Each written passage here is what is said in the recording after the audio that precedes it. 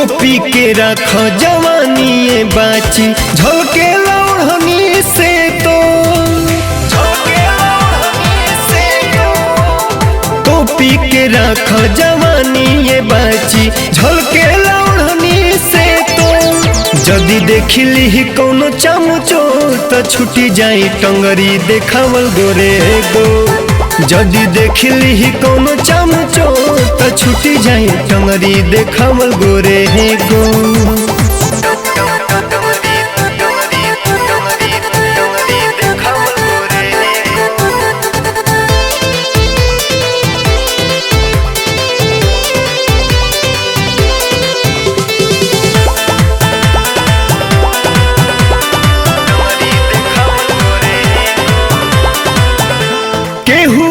के होई जाई नियत खराब हो अभियो ले पेन्ही के घूमा सूट सलवार हो का बुझलो केहुओ के होई जाई नियत खराब हो अभियो ले पेन्ही के घूमा सूट सलवार हो। माटी में मिलैबू का पापा जी के इज्जत लेके जाता रुकोना।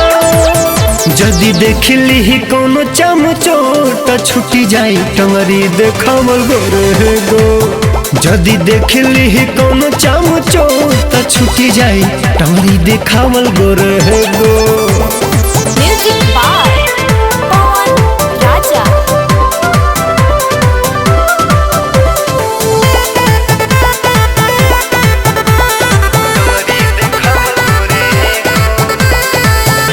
अभी बाड़ू ताजा कहियो होई जइबू बासी पड़ी जइबू पालायन के धके चिचिरी खाची।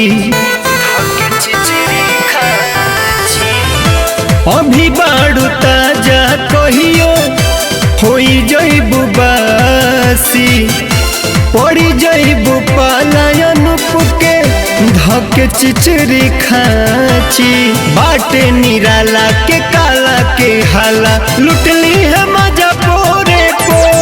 जदि देखली ही कोनो चामुचो तो छुटी जाई टंगरी देखावल गोरे गो।